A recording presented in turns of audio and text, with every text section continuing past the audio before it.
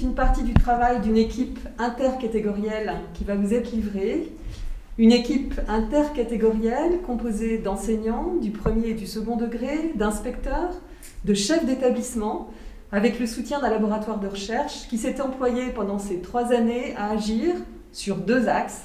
Le premier, c'était de présenter le rôle à des partenaires éducatifs européens, présenter son essence, puis observer et accompagner ces derniers dans la manière dont ils allaient l'adapter à leur propre système éducatif, à d'autres publics.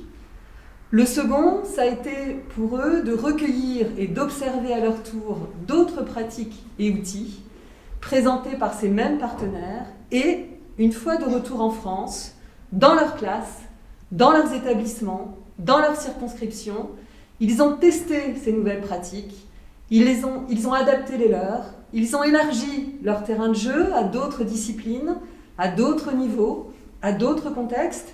Ils ont consolidé et formalisé leur analyse pour être en mesure de proposer des actions de formation. Les travaux que cette équipe vous livre aujourd'hui ne sont pas terminés. Ils appellent donc à être enrichis, partagés, adaptés. Ils sont d'ailleurs preneurs de vos propres tests, de vos propres réflexions, analyses, adaptations dans vos classes, établissements et circonscriptions. Ils ont choisi de vous présenter aujourd'hui leurs analyses autour de 3 volets qui correspondent aux 3 tables rondes qui vont suivre. La première, une analyse du point de vue de l'enseignant, comment enseigner la compréhension de l'écrit. La seconde, du point de vue de l'élève, comment faciliter son engagement. Et la troisième, avec les familles, comment favoriser la synergie, faciliter la collaboration pour être plus performant.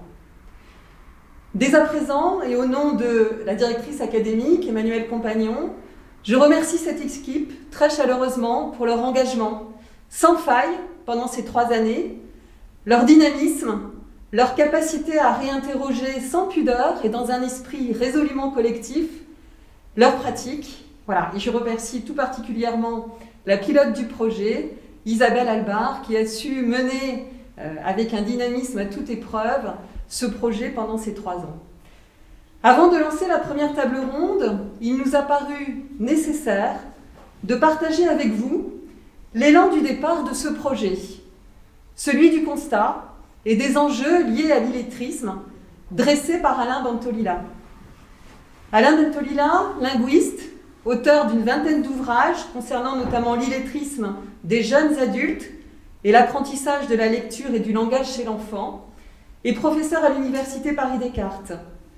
Ses recherches se sont orientées vers la genèse de la conscience sémiologique chez l'enfant de 3 à 6 ans, puis se sont étendues aux questions relatives à la maîtrise de la langue orale et écrite chez les élèves de l'école primaire et chez les jeunes adultes.